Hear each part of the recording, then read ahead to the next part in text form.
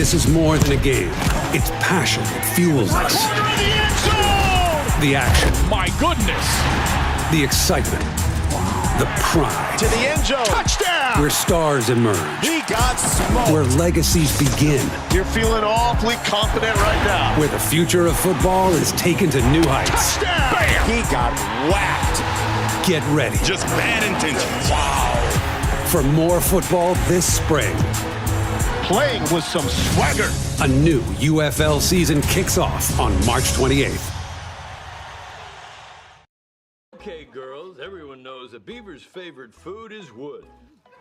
I just hope we brought along enough of it for our 3-day galactic space journey. So let's do the math. If Robin's beaver devours 6 inches of wood every half hour, and Jessica's beaver devours 8 inches of wood every 45 minutes, how much wood will I need to keep both of these beavers well-fed all weekend long? While you figure it out at home.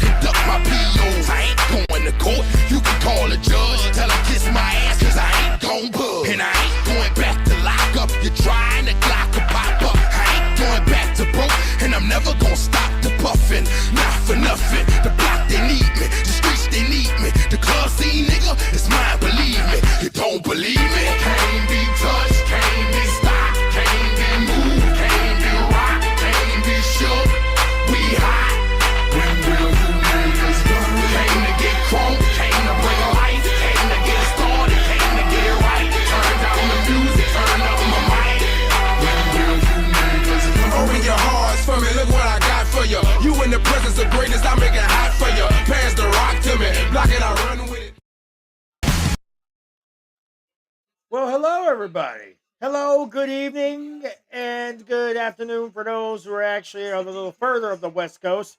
Happy Saturday to those that are watching across the pond. This is your captain. This is El Capitan, a.k.a.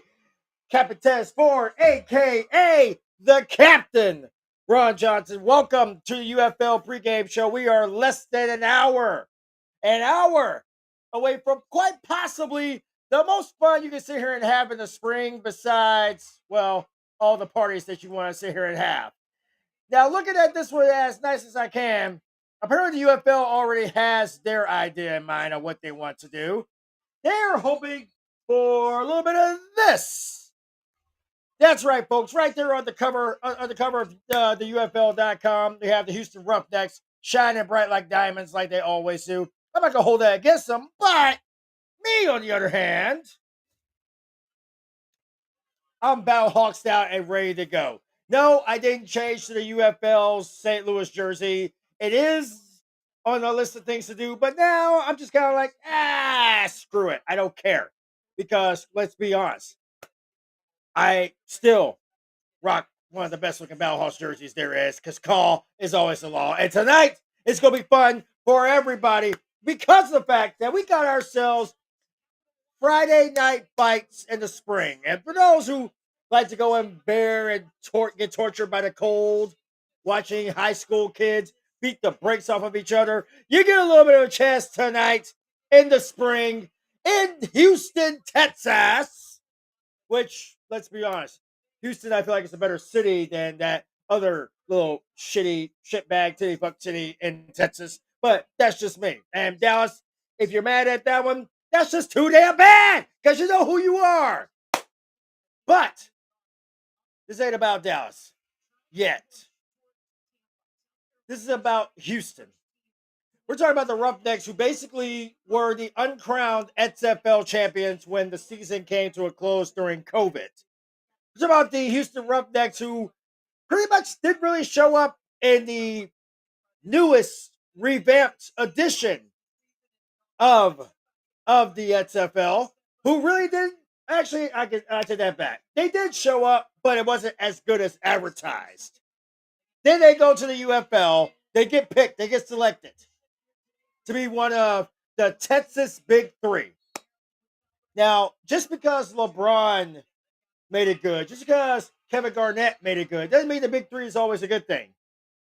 Because what we've seen is that the USFL apparently had more answers than the XFL did. And that's probably our fault. But this is a new year. This is a new era. I still don't plan on saying congrats to the Birmingham Stallions. I'm just kind of hoping that maybe the refs will actually call these games right instead of just handing the Stallions wins after wins after wins. Who the hell you think you guys are? John Cena? Come on. But I digress. Tonight is good.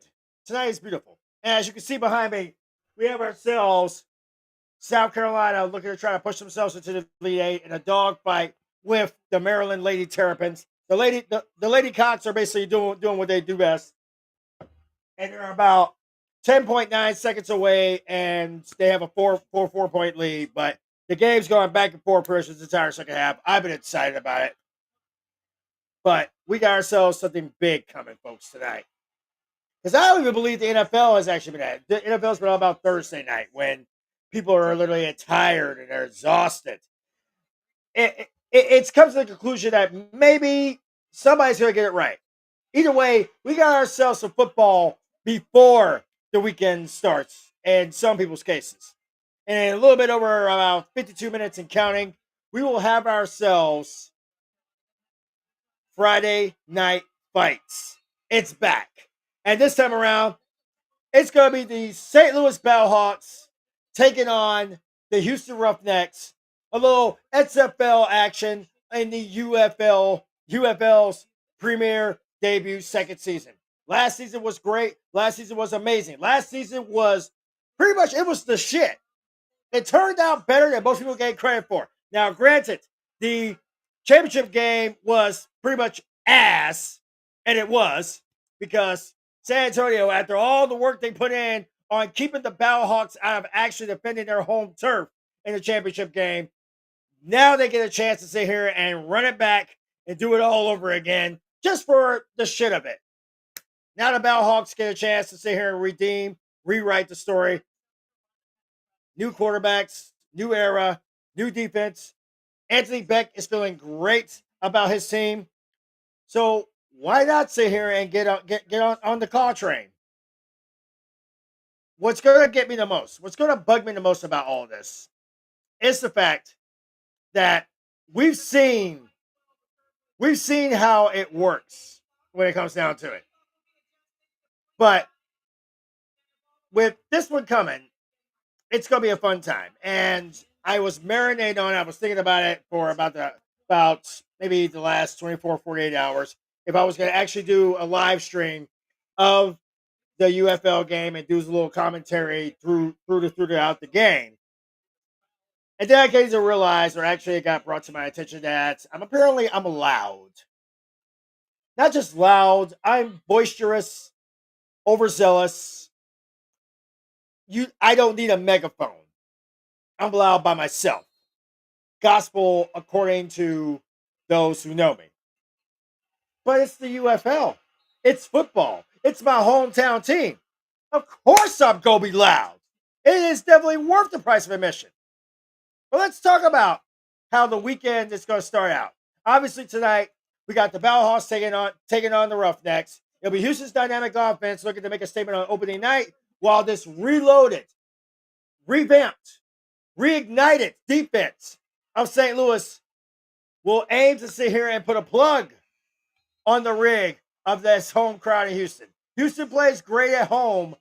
St. Louis played better on the road. That should make things very interesting in all the right reasons. So that brings us to the weekend, because the game's going. This game's going to be here, and then it's going to be gone, and then we're going to move on to the next one. That's how the UFL is working this thing out. I'm going to bring this back up so that way at least everybody can see exactly what the crap I'm talking about, so that way you get it right. Following the Battlehawks Roughnecks game tonight, we will have ourselves a little bit of shine for the weekend. Saturday night, the state of Texas gets put in the spotlight. Dallas, you might want to pay attention to this because this is the part you're probably not going to like. The last world champion football team in the state of Texas will lock up with the last team to actually win the XFL championship in the state of Texas. It is the Renegades taking on the reigning, defending, undisputed XFL champion San Antonio Brahmas. Now, bear in mind, the Renegades shocked the world a few years ago, won the XFL crown, which in itself should tell you all you need to know, in theory. However, the Renegades didn't really do much last season. In fact, they were ass. But Bob Stoops has his team thinking a different way, acting a different way, reacting a different way. The Renegades look ready. Question is, does the Brahmas do?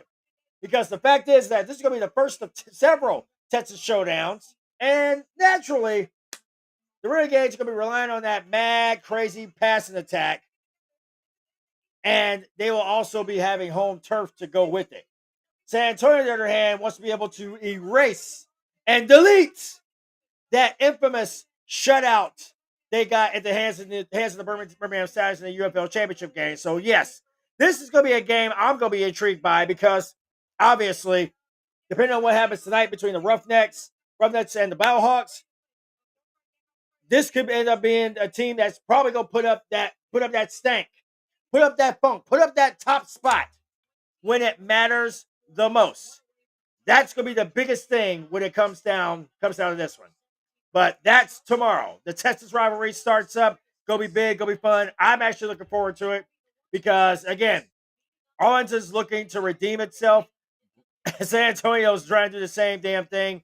The fact that both teams are trying to right ships when last year pretty much ended like shit for both. I'm looking forward to this one. Then we go to Sunday. Massive doubleheader. Beautiful doubleheader. We're going to have the Michigan Panthers versus the Memphis Showboats in Simmons Bank Liberty Stadium. Still can't believe that bank still exists because it's been existing ever since I was a kid. I'm stunned. But I usually would want to go over under for a game in Memphis. We've already seen how it works for the Grizzlies. How often do you think we're going to hear whoop that trick coming out of those speakers in Liberty Stadium in Memphis? Either way, should be fun time because of the simple fact, and this I can actually be honest on. This is going to be a fun time because Michigan's actually doing this without Jake Bates, their clutch kicker. But Michigan did great last year. They pretty much held their own against Birmingham in the USFL L division. Can they do it against Memphis, a team they know, a team that basically is in the same boat? Both teams are hungry. Both teams are young. Both teams want to get the season started off just right. Memphis looking to try to right the ship, especially with the fact of its coach pretty much taking a personal leave of absence as the season starts.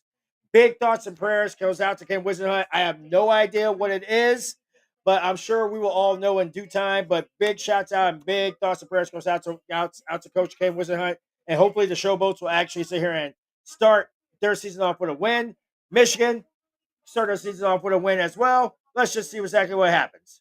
But that brings us to the nail biter, the big one, the bad one, the crazy one, the one everybody is waiting for. The two most dangerous, dominant teams in this league will collide in the land of the beer snakes, Birmingham, D.C. Birmingham will looking to defend its UFL crown, proud to get against probably the toughest team in the XFL, the DC Defenders, who pretty much play better at home. This is going to be a battle I look forward to just because of the fact that the Stallions proved last year, you could be about that life. Maybe. if you didn't have the refs in your back pocket. But then again, they said the same thing about the Chiefs, and look how it worked out for the Chiefs. Maybe wearing red might not be a good thing for any team. Red, magenta, purple, fuchsia, whatever the hell color you want to say here and put up there. But then you got DC, the defenders, who are ready, primed, wanting to right the ship, knowing full well that they came so close, not once but twice, to sit here actually making some noise when it mattered the most. And now they got a chance to do it in their crowd, in their home field, with the beer snake going all over the place.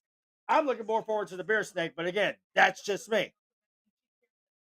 As much as everybody wants to go with the crazy concept that, yes, this is going to be fun, this is going to be epic, it's going to be great, it's going to be crazy, it's still going to end up being a great time to be a fan of the UFL, which actually brings us to the biggest reason, the biggest story, the biggest wild card of the entire season.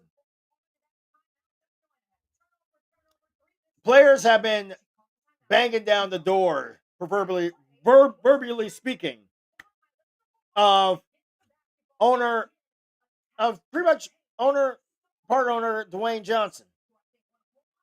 Now, I know that there may be some questions. I know there's some things that's got to be said, but the biggest thing I am curious on is, will a deal be put in place before the end of week one? Because the last thing we honestly need now is another football strike.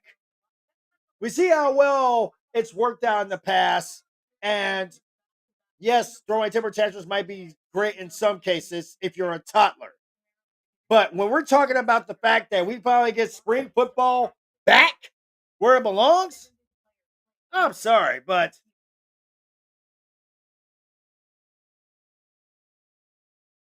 spring football. Some of us don't get the options of having that, which actually brings us to the other speculation. Now, the other speculation is that the UFL has been in talks about an expansion, about potentially expanding the league. And the front runner right now looks like it's going to be Seattle, or, God forbid, the state of Pennsylvania. That's the last thing that we need. The two teams from Pennsylvania, Pittsburgh and Philly, rubbing their asses on the carpets of the UFL like the Eagles pretty much did to have done to everybody the last few months. The one thing I will say though, if any city deserves a champion, and anyone deserves a shot at a championship and a shot at a team, it has to be Seattle. Seattle has a great fan base. They proved that when the Sea Dragons were actually in existence. They proved it when the Dragons were in existence. And oh Lord, here we go. OG, as much as you want that center of attention, I got some bad news for you there, bruv. San Francisco's not getting their team back. The San Francisco Demons are dead and buried, and it's happy. The world's happier for it. And let's be realistic. San Francisco don't need any more cluster. They're having enough problems as it is, but I digress. Um, I'm looking forward to basically all this fun that's about to sit here and have momentarily. The fact that we're going to be able to actually sit here and actually watch this thing. And as I said before, I may do a live play-by-play action for the game, but I got to honestly tell you, there's so many things that are going on in the world of football. At least the world of sports has been great. Opening day was fantastic. Big congrats goes out to my beloved Redbirds for getting that big win. Yesterday. Big congrats goes out to the Blues, who basically are finding ways to win when it matters. And of course, big congrats goes out to the Florida Gators, who actually are now in the Elite Eight and will be playing Texas Tech, because like the 49ers and like the Cowboys, and well, kind of like my Ets's Ets. Apparently, Arkansas choked. Is anybody surprised by that? Let's be realistic. Do we know how this thing's going to happen? It's gonna be magical to sit here and actually have everything back to the way it was. make people feel good about something again. Because truth be told, the country is shit, and we need something to feel happy about. For St. Louis, it really is all. It really is all about getting back to what makes them happy. And they don't take my word for it. Take theirs. We love the moments, the memories, the magic, the game. Touchdown! So let's get more. More action. More celebration. More electric battle dome. More football. More of what you love.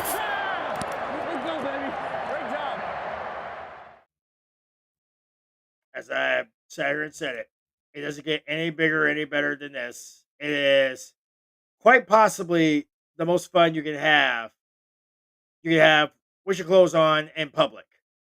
And one of the big things I look forward to is just seeing exactly what the Roughnecks are going to do, because Roughnecks have always been a team, have always been that team.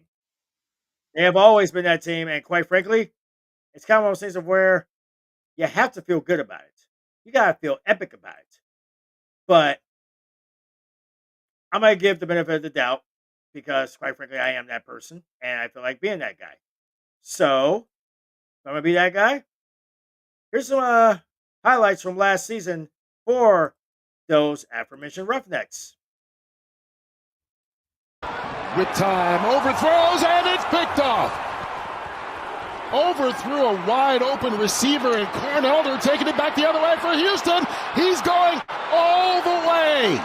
No one's going to catch him. Touchdown, Roughnecks. Time that happens, what you're going to get is an opportunity for the defense to get their hands on the football. Right here, bam, a little tip, and there's Cornelder in perfect position to get that tip, and then it's all about the return. Beautiful job by his teammates, getting some blocks out in the front. Don't know what that offensive lineman was doing. He didn't even try for the tackle, and Elder goes the distance. We got a pick six, some fireworks here early, a punt block.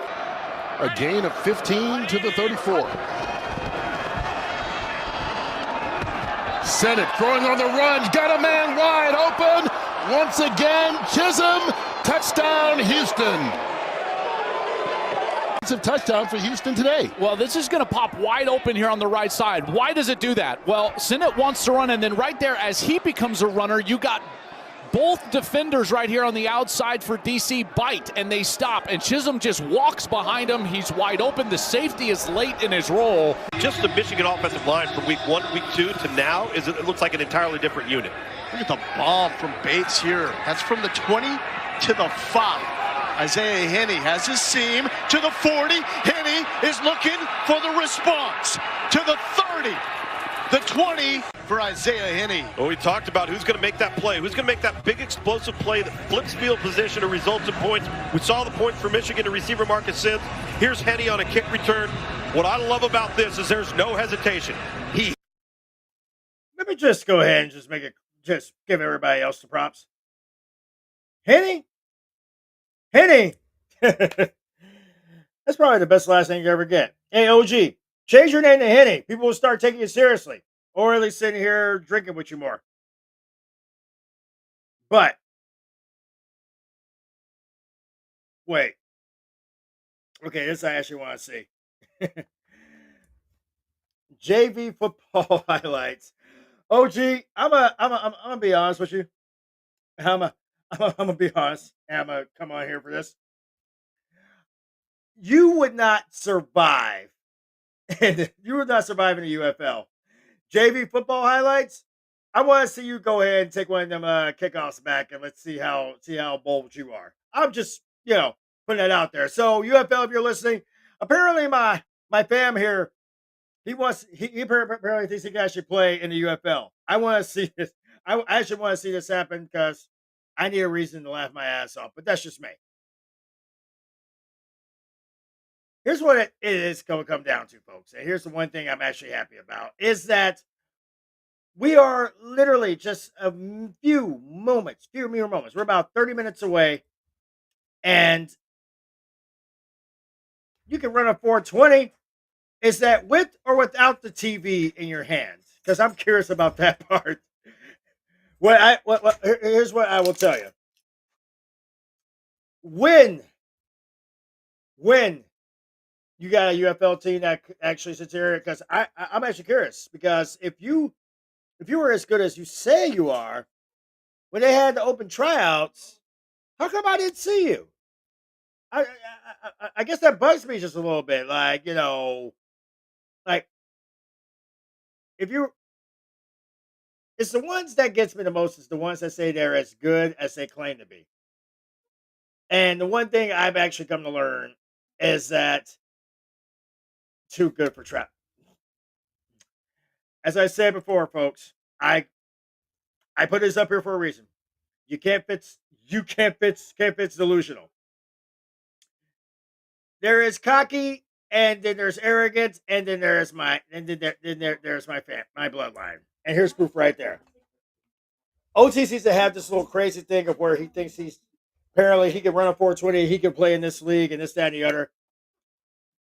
I gotta tell you, I still want to see him actually play it. I want to see if he actually has to get the back of the words. If he actually can make one of these teams, I will actually give him a little bit of a benefit of the doubt. I will actually sit here and give him a little something to feel good about.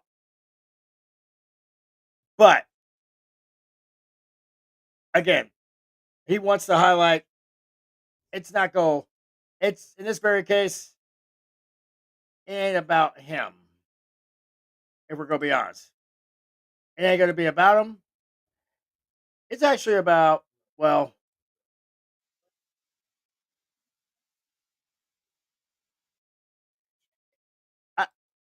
I want to show this, because since how he just sat here and boasted about how he's too good for tryouts, I gotta ask you,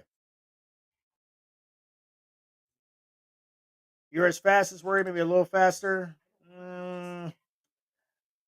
Fast is one thing, but now my question is, are you as good and clutch as Justin Hall? Jared Garantano takes a deep shot for Hall. Downfield, and he hung on to it. To the 21, and he got blasted. Mama, there goes that man. You saw the pump, saw the double move by Hall, and he focuses on the ball, not only has the reception, but accepts the contact. Jared Garantano. I mean, I guess I'm asking for the peanut gallery in the room, because we all want to know.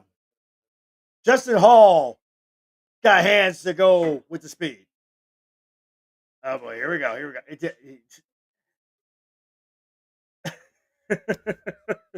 Oh boy, this is cool. I'll let y'all. You know what? I know somebody's gonna say something, but I'm going to move to catch a few highlights. But let's sit here and see exactly what's happening. Since we got a good 30 minutes before kickoff, and my fam thinks that he pretty much can overtake anybody, as you try to hit my hardest to kind of hear me laugh my ass off at the same time. Here's some highlights from last season's meeting between tonight's competitors, the Roughnecks and the Battlehawks. Just a time filler, if anything else. His fourth sack of the season. On the right side, and you're going to get a little bit of a stunt coming over from the right side of that defensive line, and that stunt is able to get home. They can't squeeze down far enough to that home position there, right on the dot behind the quarterback. And on second down, Thompson is buried. Willie Harvey. Before Thompson could look upfield, all he saw was a blue and white 51. Done in professional football. White side. Karen from a clean pocket and on the run finds Hakeem Butler all the way down to the Houston 31. Well, they're doing a great job here of attacking the whole. You got coast to coast. Set. White side. On third down, McCarron looking deep, looking for the end zone. It's underthrown and it's intercepted by Markel Roby. Roby returning it out of the end zone and down shy of the 20-yard line. The ball popping out as he hit the ground. They're ruling him down at the 18-yard line where it'll be Houston ball after the pick. So seeing what I'm seeing so far, you know what, OG? I'm going to ask you. You really think you can hang in this league? I'm going to ask a $1 million question because I actually am curious about it because you talk big, but do you have to go to back up to back up the words? That's my biggest question when it comes to you. And it's going to be one of those things where I'm going to look real good at it. I'm going to focus very solely, carefully on that. I want to actually see if you actually got what it takes to have to get back up the words on that. Oh, you can? Of course I can hang with you. And I'm even calling it. Of course they can hang with you.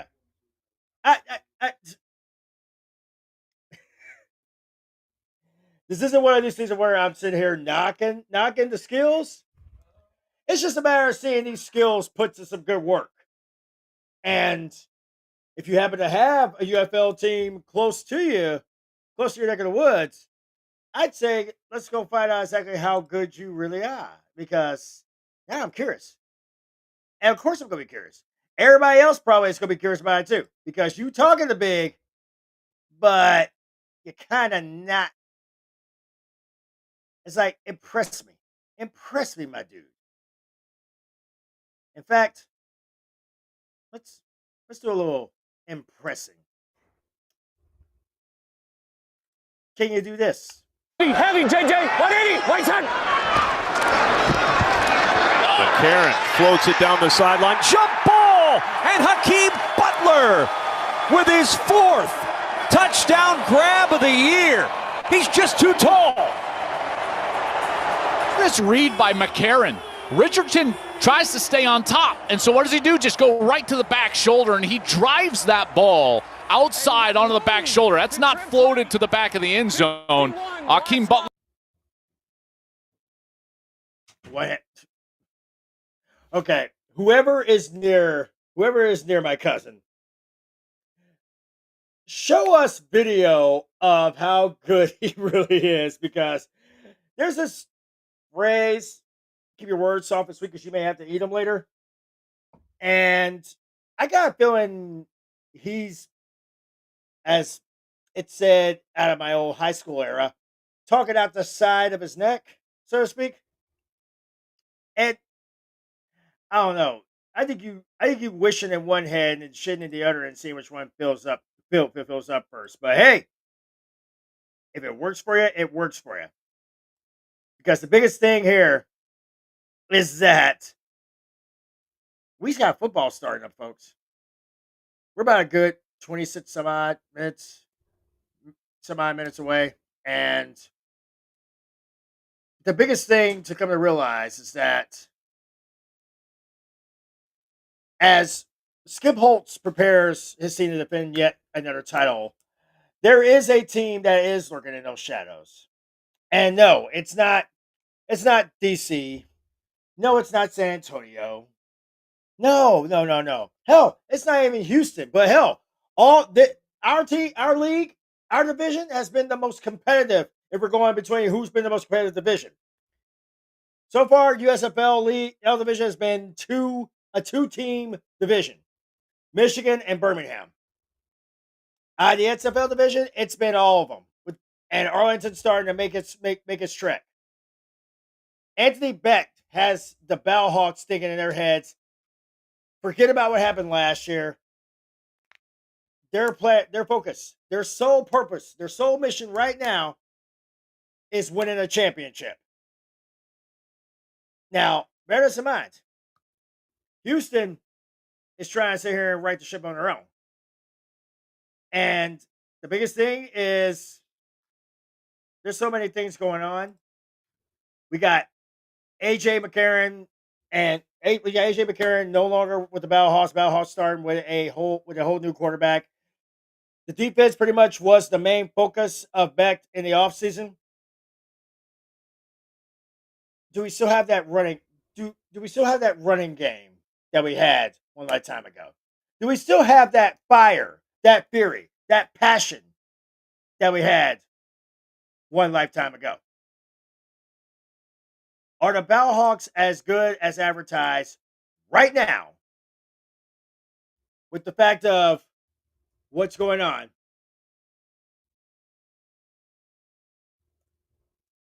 Can they right the ship? Can they get it right?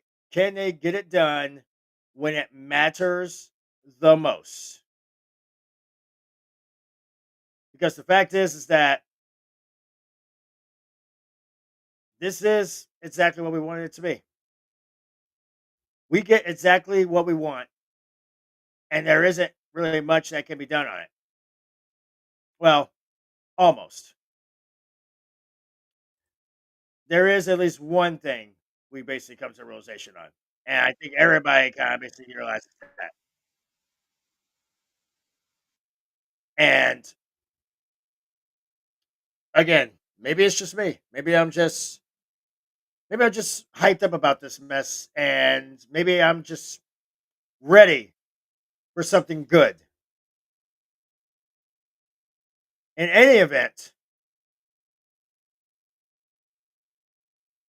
we get something of what we got. We get exactly what we wanted. And I personally am looking forward to it. I'm looking forward to it more than anybody ever expected to. Because while this is basically while there are some people that are still not sold on the thought of spring football, there's some of us that actually are embracing this in every sense of the word. Great moments coming, great things coming. A lot of impressive moments are going to be coming about. A lot of players who you probably don't remember are definitely coming back. And I look forward to it. I look forward to all of it. I love this game more than anybody will ever imagine. And I'm not the only one. We love the moments, the memories, the magic, the game. So let's get more. More action. More celebration. More unforgettable. More football. More of what you love. Tonight's tonight. And it's going to be a good night. It's going to be a great night. It's going to be a necessary one. Now, obviously, our biggest questions are going to be answered in every sense of the word. With everything that is happening right now, there is no question that we have reached that moment. We've reached a moment where we've been waiting patiently. And to be as realistic as possible, there are some of us that have been waiting more than others. Now, while OG there is saying that he pretty much can take on everybody, there was a player that actually got everybody's attention last year. I wanted to see if you guys remember the infamous this guy. I want to see if I can actually bring him up here, see if he actually comes up there.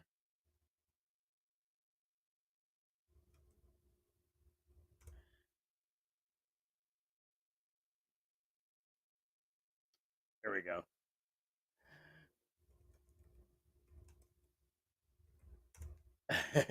Here he is.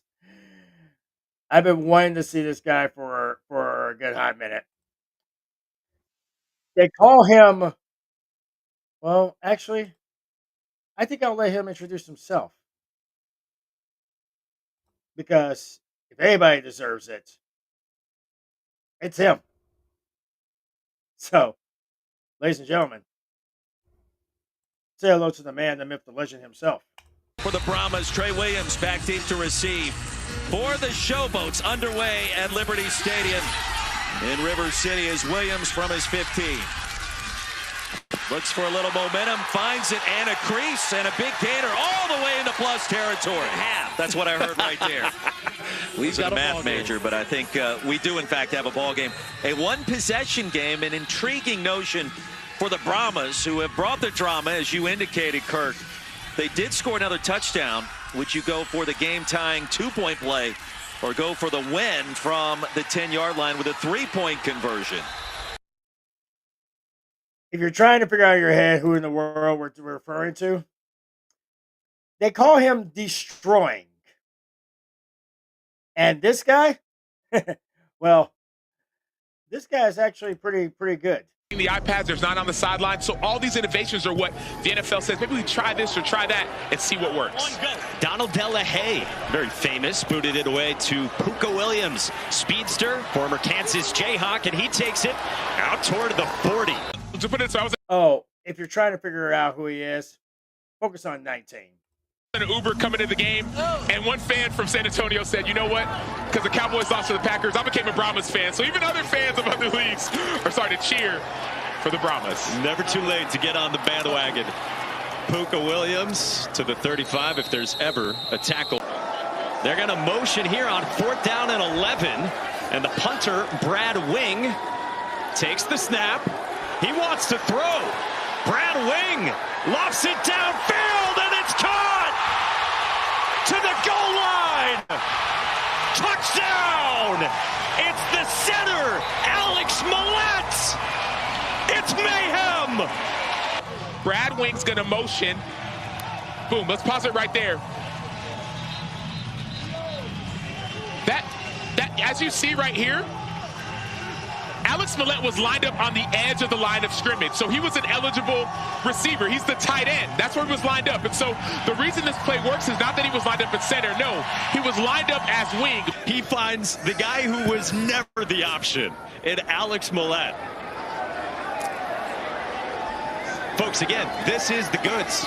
This is why you lock in on the United Football League. Puka Williams got away, and then he gets wrapped up in the UFL. Destroying. Donald DeLahaye gets it away. And Puka Williams takes off. Out across the 25, and he gets swung down.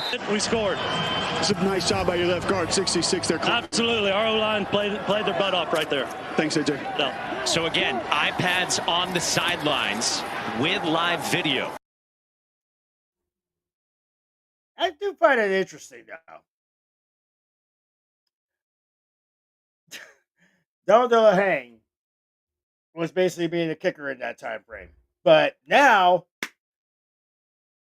Destroying made it fun to actually sit here and actually play some football. And it was good. It was epic. I'm actually happy. I'm proud of that. Because every kid has a dream to be able to sit here and actually play some football. He got to see play his. And to say the least, he did exactly what we would have wanted. All of us who basically want to be able to play football, we are all about this, and we are not going to hold that against them.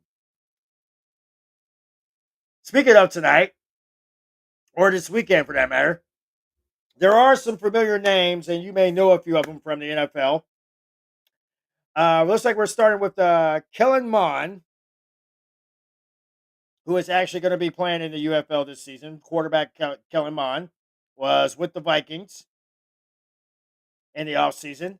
Brahmas cornerback Greedy Williams, who was with the Browns. Roughnecks quarterback Anthony Brown, who actually was with the Ravens. Offensive lineman Zach Banner, who was with the Steelers. And, of course, defenders cornerback Kelvin Joseph, who actually shockingly played for the Cowboys. I can't make this mess up. And we also got a pair of new head coaches who were getting their first taste of that UFL.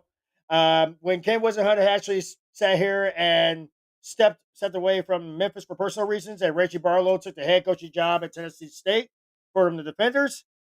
John DiFilippo, one of my favorite guys, who actually turned around Memphis last season, will step up to the plate to do it all over again And Shannon Harris will take over as head coach of the Defenders.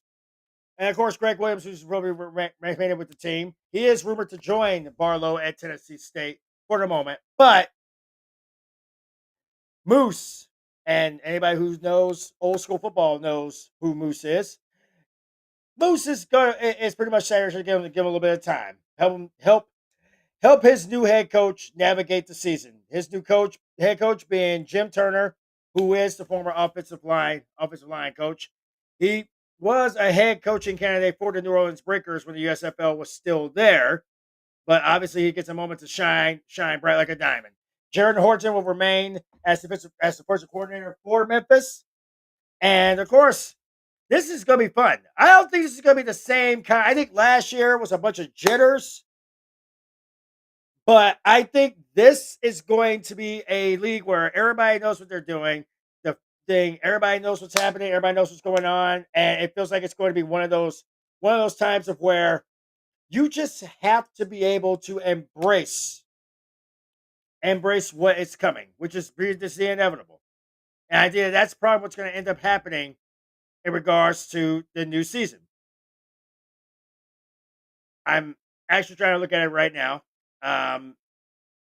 Mark Colombo, veteran offensive lines coach, will actually be joining the St. Louis Bellhawks, and Tom Cable will actually be joining the Roughnecks.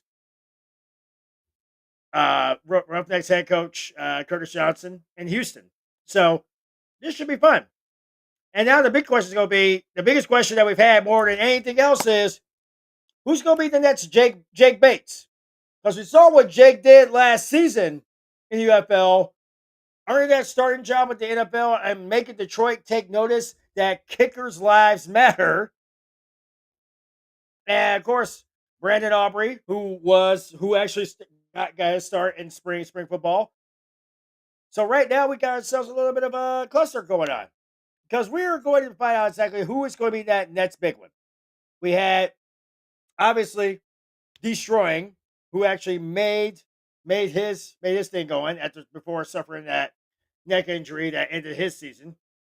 And the fact that the UFL kickers actually are more on point than NFL kickers, do not tell me the NFL is not going to be watching, because they're definitely going to be watching.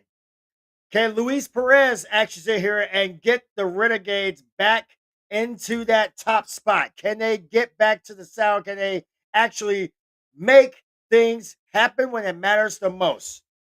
Because Luis Perez, he got some little wake up call during that XFL season when the Renegades won the XFL championship, beating shockingly the DC Defenders. That's always a big deal. And as we are getting ready here on our side, I'm just going to say it like this. I'm looking damn forward to a little bit of XFL action, a little bit of USFL action, some flat out USFL action. And if you think that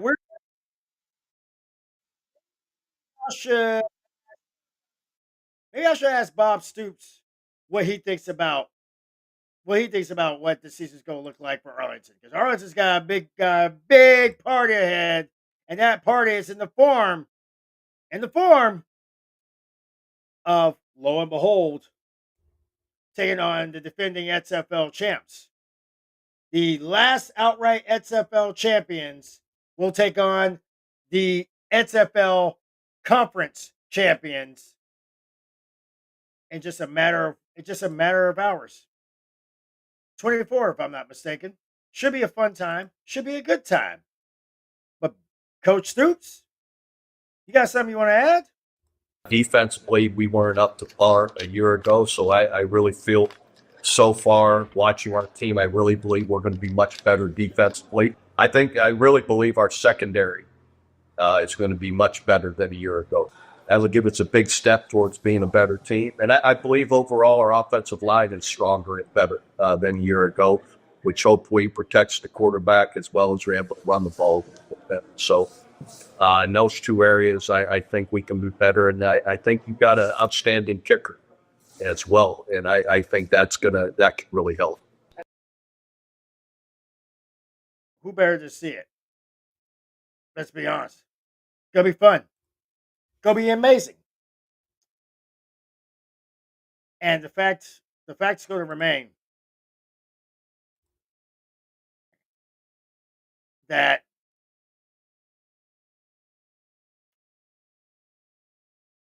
as nice as I can put this, it's almost football time. And we are looking forward to it. And we're going to have fun with it. But since we are talking NFL, or at least football for that matter, does anybody know what Aaron Rodgers is doing right now?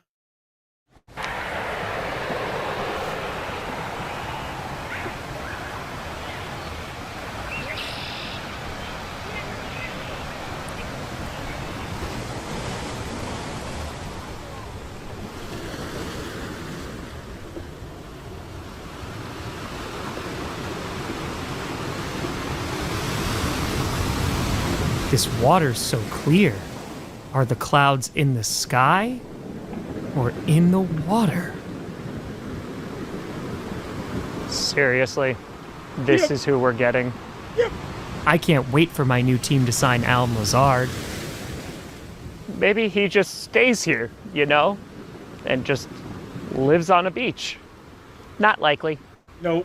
I think I'm gonna live on this beach. I'll make a sandcastle right there. Yeah, Aaron Rodgers' sandcastle. Well, he's your problem now. I don't know how I feel about aioli. It's gonna be a very long season. Yes. That was a funny noise. Now you sure you don't want him? Hard pass. What if I just show up in the Vikings locker room and refuse to leave? I could take JJ McCarthy. Probably thinking about how to destroy another organization. Do you think there's any dolphins mating out here? Hello? Hello? Echo, echo. Well, the Giants just signed Russell Wilson, so you're definitely... Wait, where are you going? I'm walking into the water and I'm not coming back. I get it. Oh man, whatever team I sign with next is gonna be so stoked to have me. I think I'm part bird. Oh my goodness. Whatever the hell drugs this fool is on, I don't want it. I'll be honest. I don't. I can't. You know what? I think we're going to leave it at that because it's almost time. And I feel like focusing on what's coming next. We are literally 5 minutes away. 5 minutes away from the start of the new UFL season. Question's going to be flat out, plain and simple.